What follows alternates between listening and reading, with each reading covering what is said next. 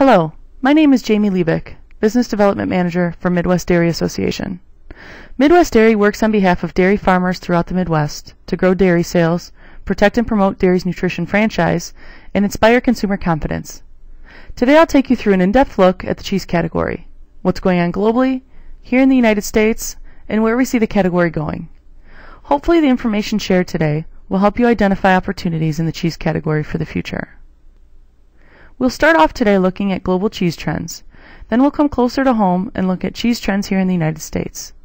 Then we'll switch gears and focus on how cheese is performing at retail and how consumers are consuming cheese. Next we'll look at some recent innovative cheese introductions and talk a bit about some cheese innovations we expect to see in the future.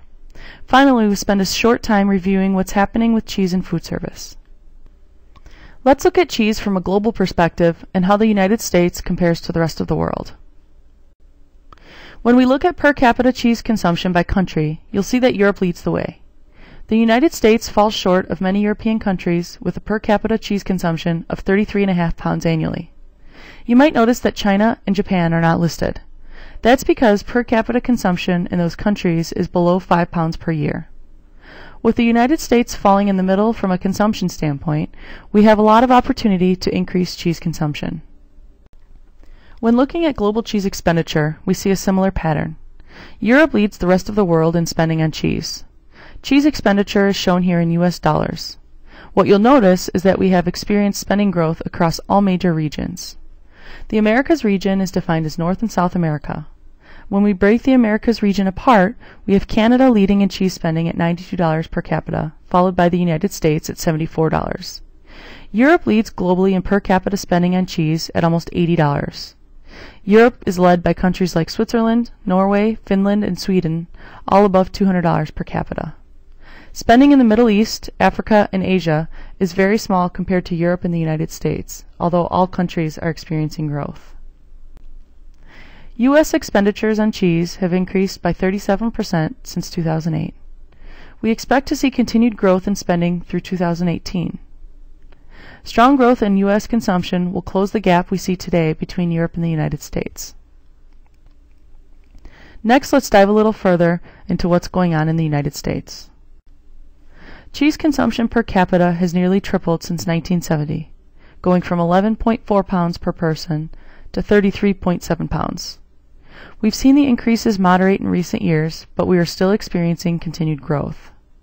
This is great news for the dairy industry. Consumers are eating more cheese, and you'll see soon that they are becoming more adventurous and trying new cheeses, while still maintaining consumption of traditional American and Italian cheeses.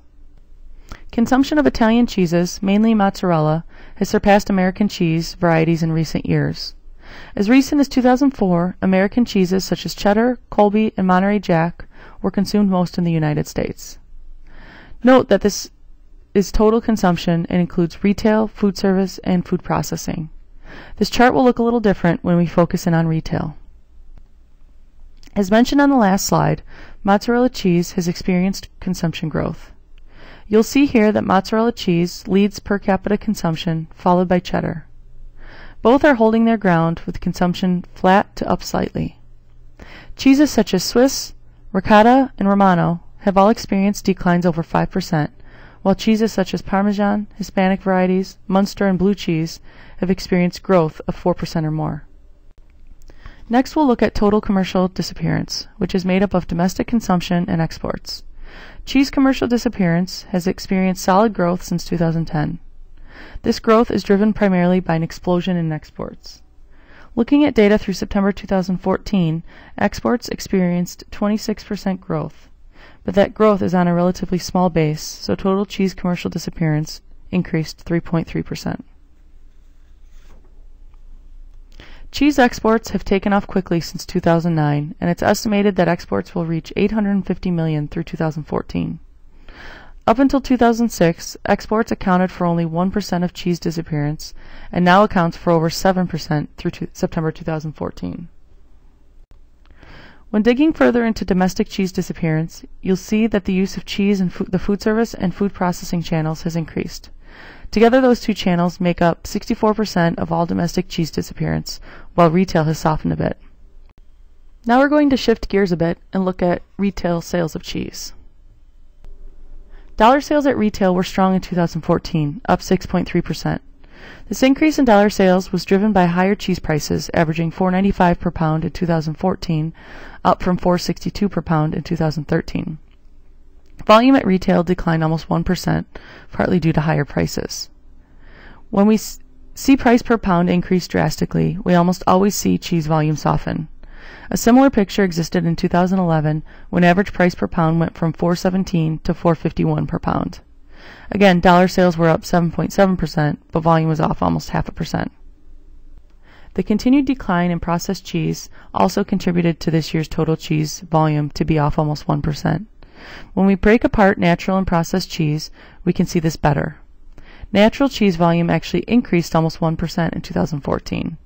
This growth is softer than previous years due to higher prices, but the 6.6% drop in volume on processed cheese really drove the category to be negative. When we look at the various types of outlets that consumers purchased cheese in 2014, club stores really outperformed other popular outlets. Although more cheese is purchased at grocery stores and supercenters, volume there was down about 1%. Club stores experienced 1.5% growth in 2014. You'll notice that the price per pound is considerably lower at club stores versus grocery and mass, showing that consumers are still searching for the best deal. Other outlets worth mentioning include dollar and drugstores, which both experienced growth over a small base, while specialty and convenience stores experienced a decline, again over a small base. It's also interesting to look at the Cheese Category Development Index throughout the country. The Cheese Development Index compares cheese volume in a region to the size of its population, with a score of 100 being average.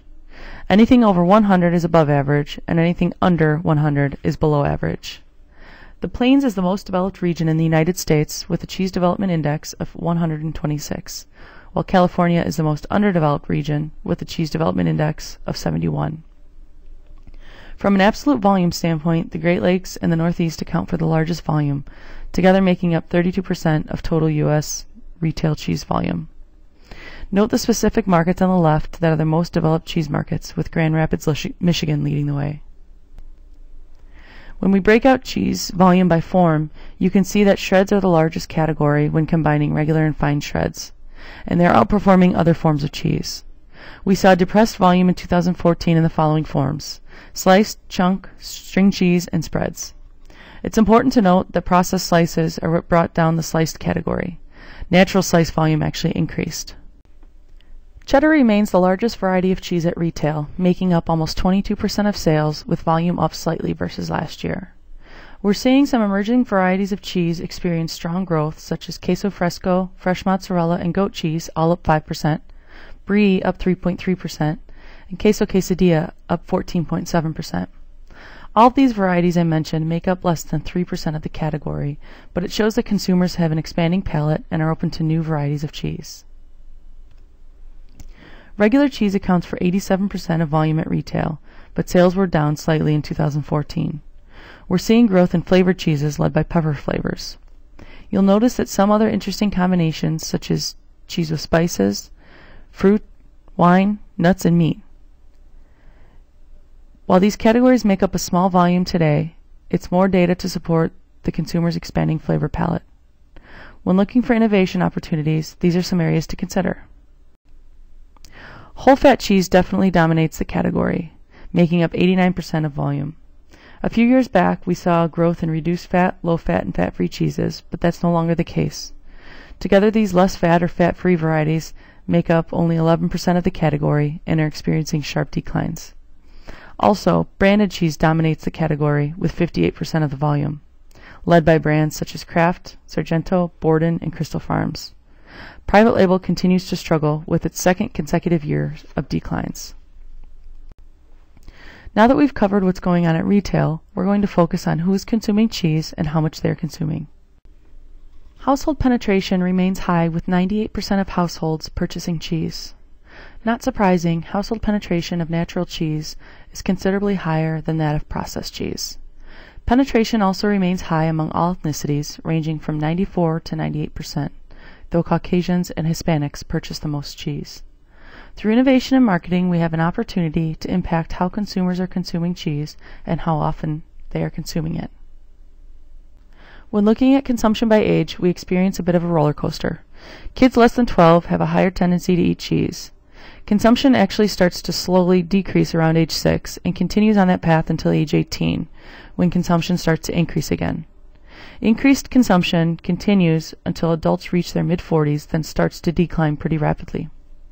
Knowing that we see consumption drop off in the teenage years and again in older adults, we have an opportunity to create cheese products that are relevant to these two consumer groups. Next, we'll switch gears a bit and look at cheese usage. Since 2005, heavy and super heavy cheese users have grown. A heavy user is defined as consuming cheese 5 to 7 times over 2 weeks, and a super heavy user consumes cheese 8 or more times within a 2-week period. Heavy and super heavy users make up almost half of cheese users, but account for 76% of in-home cheese eatings. When we look at cheese at various meal occasions, in-home dinner remains the most popular meal occasion for cheese, followed by in-home lunch.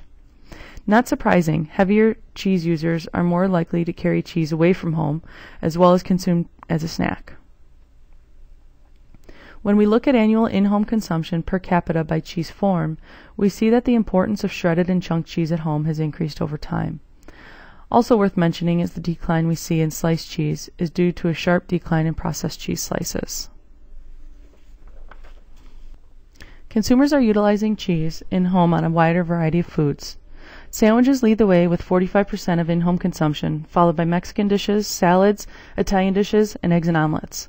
Use on sandwiches has declined almost 3% in the past 2 years, while use in Mexican dishes, salads, eggs, omelets, and pizzas has increased.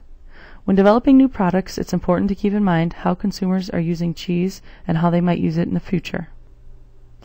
Now we'll spend a couple minutes looking at some of the recent cheese innovations and what innovations we can expect in the future. Although the United States accounts for only about 10% of global new cheese product introductions, cheese product innovation has been strong since 2012 and has continued through 2014. Globally, over 6,600 new cheese products were introduced in 2014.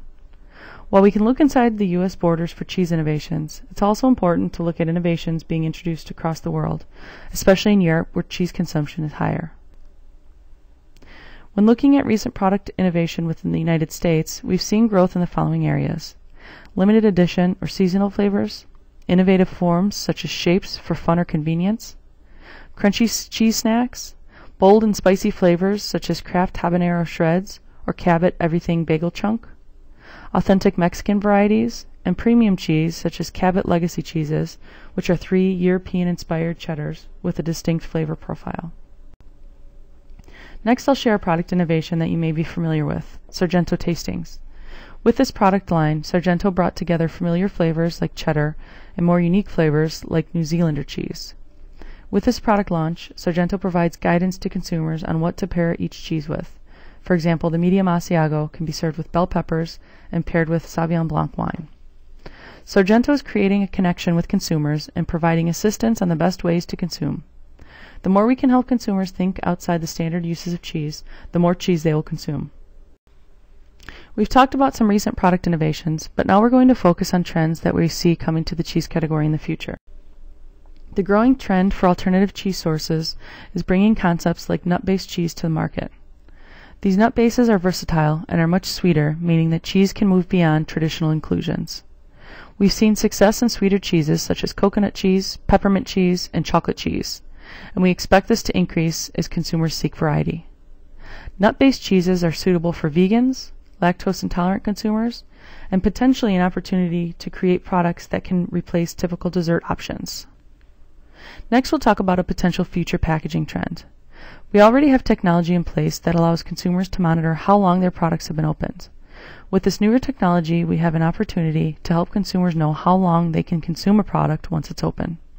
In addition, cheese products improve with age, so this technology can track the ripeness of a product, resulting in a double benefit: better taste and less waste. The next potential trend we see an opportunity for is creating a cheese with a perfect melt. Chocolate is so appealing because it melts quickly and smoothly in the mouth. If cheese could replicate this, the consumer experience would be heightened, and cheese could be positioned as a luxury treat. This type of product can be created by combining natural and processed cheeses. We're seeing more and more artisan and specialty cheeses appear at grocery stores and on restaurant menus to satisfy consumers' expanding palate for indulgent and exotic cheese options. Dollar sales are forecasted to increase in both natural and specialty cheese segments over the next few years. Flavor options will continue to be more robust. We're also seeing some blurring between typical deli-case cheeses and dairy-case cheeses. As newer cheese varieties become more popular, we expect to see continued crossover into the dairy department. Our final step through this cheese category review will be to take a look at what is going on in the food service channel. When we look at total restaurant traffic, it's flat compared to last year. Full-service outlets continue to experience declines, with a total decline from 2009 through 2014 of just over 9%. Quick-serve restaurants are experiencing a reverse trend with slight increases over the past 6 years, for a total increase of 3.1% since 2009. Cheeseburgers and pizzas have shown solid growth during this time, aligning with QSR growth. We've also seen growth in the breakfast sandwich category as QSRs compete for this day part. There are definitely innovation opportunities within the food service channel, focusing on new flavors and different types of products to deliver cheese on. We expect to see more restaurants offering hot cheese-based appetizers and entrees from a variety of ethnic cuisines such as Mexican, Greek, and French.